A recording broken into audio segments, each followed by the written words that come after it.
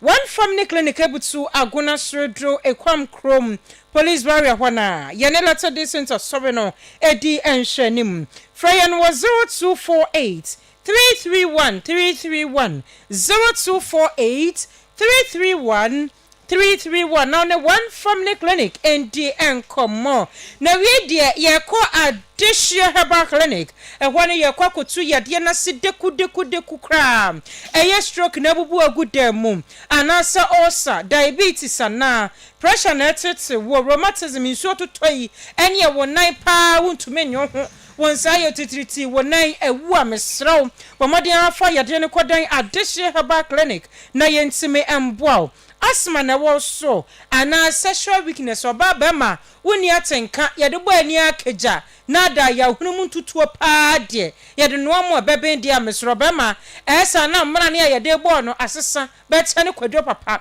mesra wa me mo sansamla ni bi anu nti bomodi afa ni nyina akoda de she herbal clinic na ye ntime emboa awo ho nsemu de atua na nte saa settle de atia na netia dia ade se ye ben Jehovah Witness asodan nche hona Fryer no was 0545 04 21 21 0545 04 21 21 now ne addition herbal clinic and the encomo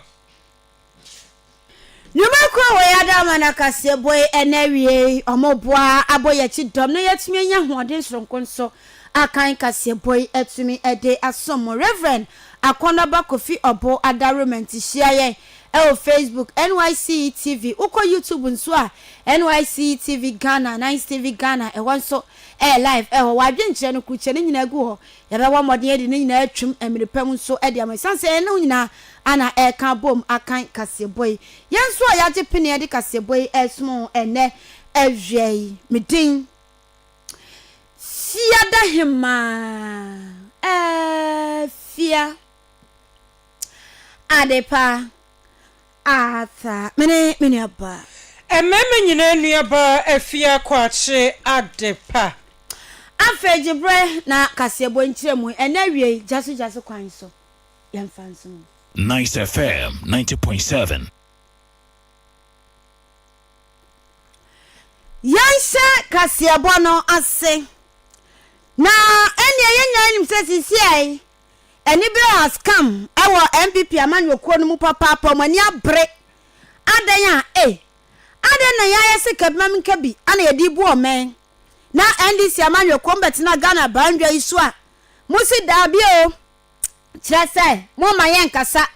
agise yanka hey na mu de ham egel mu cheso obi akokasa dum so is back ha Mwati nimpa nti omu si kirase sisi ade ne ekoso ndie eya jo mu nsem enu nti se eye abanya ti akunwa si ansesa na dwen na okoso aye se obetietia ene MPP amanyoko no fa ahudie so na obekom kasaboa asom yem wa bra my Ghana free speech eye adwuma dia ha ene amu ba be pai choboy abu MPP amanyoko no mabunu no dom ya boa omano na se ebasa ombema amamuo no ebeye dene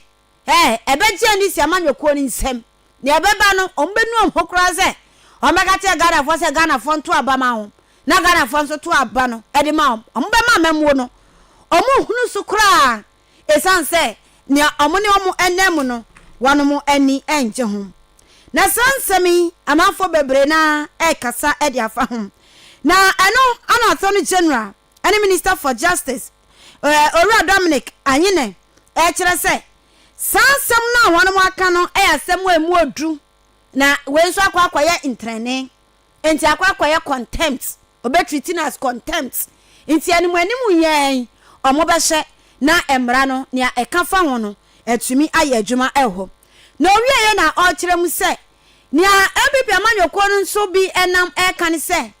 ananu mo ba mu de tuetue ya so na musi ora ana ye disika na mo ba mo betitiye mo ba ya mo hwe ya ye disika bi anti fedie eni ani woni ani guase na aka mu nti afide mo se mo maye nkasa ana ne ye kasa na mo titiye because ora no atonsuom agiegu amfa anye yie e wo no se a hwan na ga kire mo ora na ejina na so bangan so ba boni bi ataaso no eye adwuma nkasa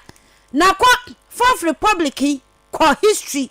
mon kwa kan se attorney general ben na wa ba chese bi no afakoti kwan so edi sika yeto ma bokwadu a ya jiji sika no bi obi an waje so no monko hwe kwadu awdo a ode abo amanfo a yegu so ejiji sika eji sam ka se ora na se ne amka che Ghana fo se ne ye ba MPP fo aji sika nya ye be chi wo ma sika na omo be hwe ye sika di bia nko so na ene asa munya yi ntino mudi ani wuo etiti om se sisi ade okasa asem anya yi kwa na ya chose dabi entisa na omugusu eye adwuma pa na mirepem nya yesom ka kire Ghana fo nso omu de betudwa na Ghana fo be nsampa omu ye adwuma yentie ora Dominic anyene ne nsama ode to incentrofo enumne bi. As for the threat of arming themselves and making the country ungovernable, I think I will treat it with the contempt it deserves. But as far as this government is concerned, I want to reiterate that we will respect the rights and freedoms of every Ghanaian. You know, it's very interesting when statements like that are being made, that we are doing this because oral is failing. Oral is not failing, all right? Go back and check the record. I am the first Attorney General in the history of the Fourth Republic to have brought 5 corruption cases in 1 year. Go back and check the record. And what is happening in court now is rather putting pressure on them because they know that I have been so diligent in my investigations, I have been so diligent in the prosecutions that they are afraid that their people will go to jail for the acts of corruption that they engage in. And so the accusation that we are shifting focus away from oral. It's not something that I will pay because oral is on track and oral is going to succeed. Inti oral is on track. Ebo adwuma. Ti mamu ka se ene ngwase na aka na omo ba ye na skara omo se omo beje ne na omo ntumi nje ye nti ene ne aye de ese menkasa. Enti ene okobo wa kra ye si hey. Wan ka se ye na ye chew na ye gu handcuff ana so han e ka kire mu. Adwuma no ekoso ankasa nti owura Dominic anyene nsem enie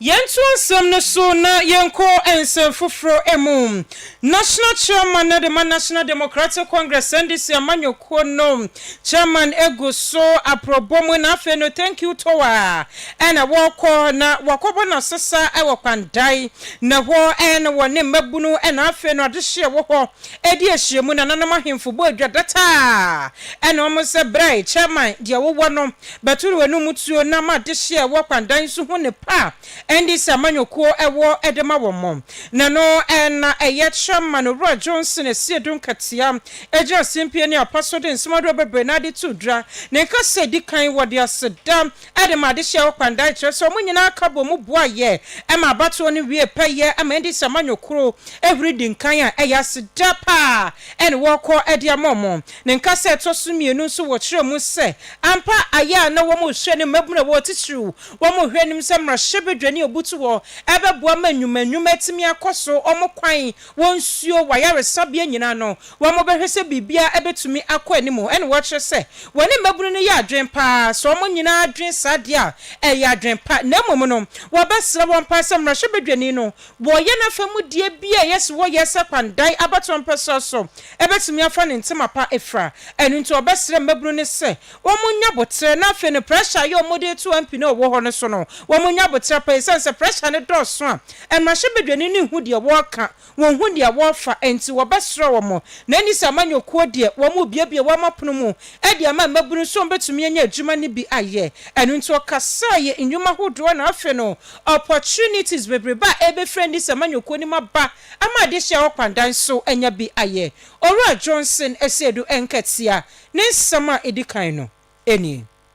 campaign and the elections itself. You have made history. As Honorable Abaku said, this is the first time in 24 years we have won to belong to the government party, KASE3BO, and we have an MP from the governing party. I think that is a good example. I can only urge you to continue, and I'm sure in the 2028, we are not going to yield the seat to MPP. We are rather going to widen the gap so that we can stabilize the constituency.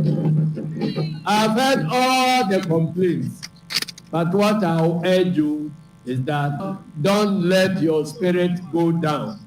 I could see the MP speaking with pain, but that is how politics work. You don't all reap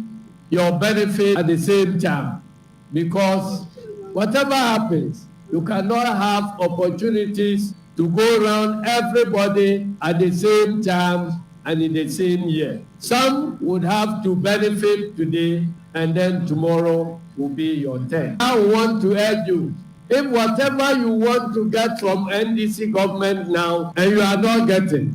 are you sure if NDC leaves power and you want to get what you have been looking for in NDC, can you get it under Dr. Baumia's government? I should tell you that whatever hardship you are going through now, it is still better than leaving the party and beginning to do things that will undermine your government. The party foot soldiers, branch executives, please don't put too much pressure and blame on the member of parliament. It's our way. We know we are working day in, day night, day in, day out to create the opportunities that will make everybody get employment. But when we talk, when the NDC talks about employment, we are not talking about issuing appointment letters to all the youths of KASE3BO. It is not possible. So we are talking about creating sustainable jobs. Enya yotsi ye Eyo Johnson Esedu Enkatia National Chairman Edemind Samanyokuo no wakobo na sesa ewo pandai no wadin se wenyina edi atu dwa watches Mwendi Sima ene na yebu afu yentu aba ne biem nyame ya doma 2028 yentu biem yentu Mwendi Samanyokuo biem no esanse ye nya adwuma ene watches samo kane saade a na moto aba na Dr. Mahmoud Bawumia bewini a Obama madwuma ya na eno ya sembisa wo busa no wo sra won se wo munya botre adwuma ne de obi antumi nya bi wo mo beye o mafam de ese bebre na nso benya enti bebi adu ne de eya botre pa ene wo sra mo na nka sa no wo san de bia mu etso so eka che magunu ene adehia o pandai se ne betimi aboa manwuma hodo a aban di aba no benya bia ye no won for support nso endi achire eba no se eye adwuma program na wo mo emwa papa ena afi no 1 million coders work no so no wo mu nyina emfo wo hu hyem ene betimi aboa amandwuma so etimi aba ho no so sei ena Owura Johnson Esedu nkati ade to aso. Support the 1 million coders program, to support the Ajumawura program, and to support the youth in agriculture program. And when all these programs are properly funded, they will create opportunities for everybody to earn a living, whether you have a certificate or not. And that was what we were talking about during the campaigning. As I promised, I don't want to spend more time because God's business is the first. And so I want to leave you here. Thank you very much, and urge all of you to continue supporting your party. Don't listen to the MPP guy who will be teasing you that where is your job? Where is your job? Ask them how many jobs did they get when their party was in power. We promise and we deliver. Give us time and we will fund the projects that will create employment for the youth. Thank you very much, and may God bless our whole. National Chairman Nadema National Democratic Congress Owura Johnson Esedu nkatiane thank you to our kwanom wokopia mu ewo pandai mu nsembi na yakwa akotie no wode afutuo de mandisi amanyoko mba wo se wanka wo homom na wontime mu na ban ne hyehyeye ene ni so de hu nyina entime embre mu mema mu mfirim ene de MPP fo de ban ne so mba huru pa ai party ni ba wonya adwuma ye wo kyese mema ne muo mabam kresan sen kakran ena akokodi no mu nso ye da ya wo mo beche amana so won so eso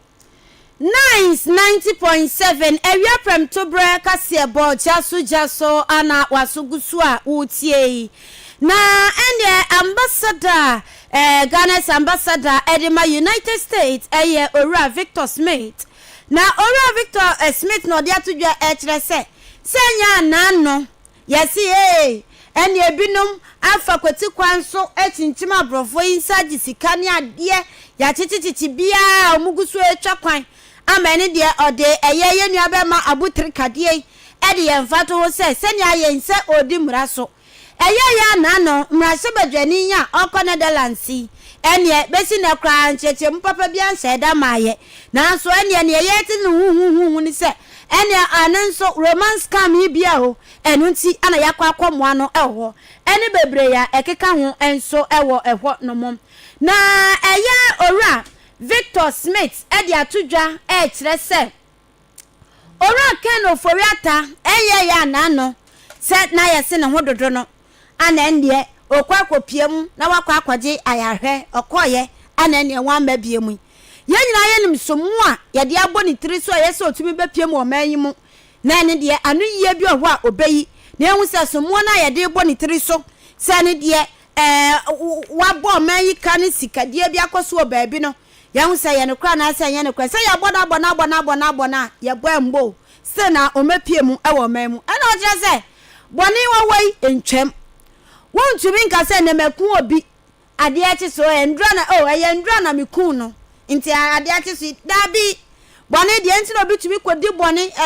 social media obi ade bia wa ya dada etu beto social media is na akwachi ni pakwa se we de tetete yes boni de expiry date enka no so tura ben hu so de na wagere ntem na ne de wasum sisi wa wo de nsa afifa so na adwo fom na ne de wo ana wo sini enti onu de ne okan se anka be ya nka ori aka no foriata omomodin no mra omanyimu na ne de nsem kanya wo bia no omehwe no munka yese wadi bone wodi ohun de se hundi bone a ede na na wo tetei bo modin na bra na ende nsem kanya wo bia no empeni fontumi ene onka emra kwan so wodi fo a na mra ne wadi wodi bim so watu pada egu hu na okwesa se yedanya asem wo entwamu wo sem wo ba asem ne da ho etwen na bia wo ba na yekan papa na nka eno afiwa owura Victor Smith ede ade sede we mani owura ken foriata se ne omra na ene oni emra no ene ni medi mpunimpu na yenka na ne ebesi no yehu ne emra no ebeka yentie ne nsem a ode to edwa no ebi.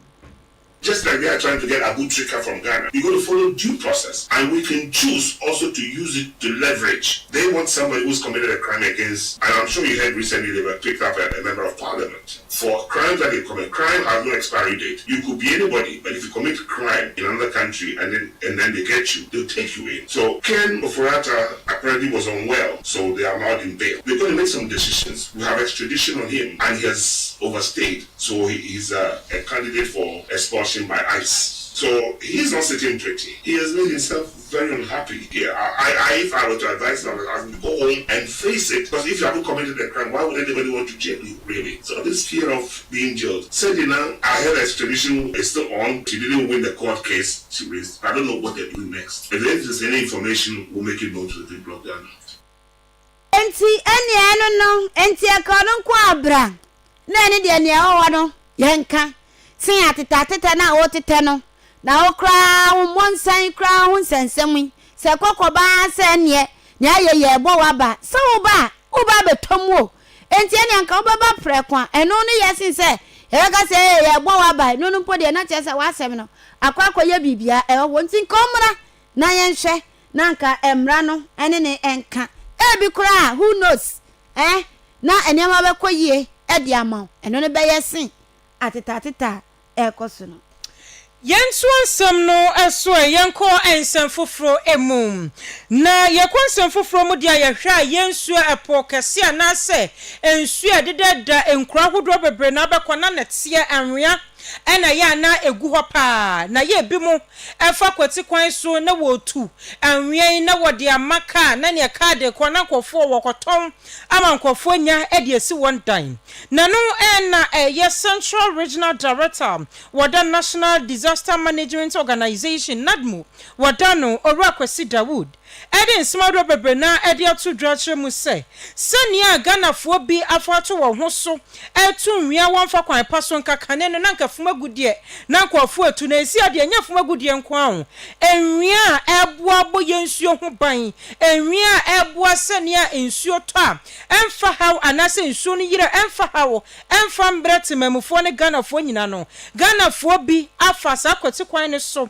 etu nwia na wonfa kwan paso na ne wo kire se mfimfiri mantem ha se ne de sempanimfo wo manfa hye pangu akwamu na ne manim ya wo manjina sam ne so a anhwa na edi wo ye ne kase pa ene bebre wo my Ghana enu ntisisi ade wone ne security team no aka ho agumu a wo mo kɔ mfimfiri mantem baabia nsuo de bia no wo mo kɔ akɔbɔban sene ankɔfo a emfa kwan paso etu nwia no wo mo bɛkyerɛ mo na ne wo kyerɛ se ukopie mu ogomu afete ena afe no eye inkra hodo bebra ekeka ho a wo mo etu fumagudie pa anhwa ede hawkase papa ena bebre tituri mfimfiri mantem hafo enu ntinu wo mo to anamo pa beboa yen ama yensuo ye ho tumi ato yen enwi a ebo ho bani nyina ye betumi aboa na etimi abo ho eban yenko ani yenkotie owura kwasi Dawood wona ye director na Central Regional Director wada nadma no nsam ene hyehye pa odi agu akwamu no ebini. We depend on its usage for several purposes. But what we are worried about is the illegal sand winning and the unregulated sand winning. Central regions have indicated to you earlier on, we have the longest coastal region in the country. Out of the 4 coastal regions, Volta, Greater Accra, Western Central, we have the longest coastal stretch. And of course, issues of sand winning, illegal sand winning along the coast is something that we at NADMO Central and our district directorate have been dealing with, because we have identified it as a potential hazard that can serve as a contributory factor to major disasters, including the climate-induced tidal waves at Murray that we are managing currently. So fortunately for us, the various district disaster management committees are up to the task. They have various task forces in place, including NADMO personnel, police, national security, environmental protection authority, Minerals Commission officers who have been moving into the illegal sand winning areas from time to time. And as part of their activities they have intensified, activated early warning mechanisms, they have intensified their public education activities, all aimed at engendering the necessary attitudinal change from the stakeholders within that engine. Gradually, we are making a headway in the fight against illegal sand winning, but it is a minute in itself. Sand winning is classified as a form of mining, and all mining-related issues that has the tendency to bring about disaster risk issues are something that we at NADMO Central have taken a keen interest in. So from time to time, we deployed our operational team to the areas to embark on education, embark on risk reduction issues, and sometimes to embark on compliance activities together with the relevant institutions. The hotspots in the central region along the coast are Gomuafete in the Gomuais district, Mori where we are now in the AAK district, and Brenu Achim in the Commander Edna Egua Abrim district. And with the kind of leadership in place now, in line with the reset agenda, a lot is being done, and we believe we will achieve the necessary milestone within the shortest possible time, in line with our set objectives. Enya yatsi ye ayora Kwasi Dawood wano Central Regional Director wada National Disaster Management Organization NADMO wada no nodin se wenyina edi atu dwasa ne ankofo efa kwati kwan fa kwan pasu tunwia ewo my Ghana ma yensuo ho eno emwa kwakresan sesa to yenchem ti na nsuo yi ebua sochi abuansa hwa na edi haw ni ye ne kase ena abebra wo man enti watre sempanimfo gusu to wanamon education bebre na ekoso okro bebre mu se ne obetumi ada wo ho so na fe ne wona wonfa kwan paso tunwie ne nyina no emra enso anyone edi yentua KASE3BO no so emfa emau yenyina yenim xenophobic attack ekoso e wo South Africa emenimo e kire se hey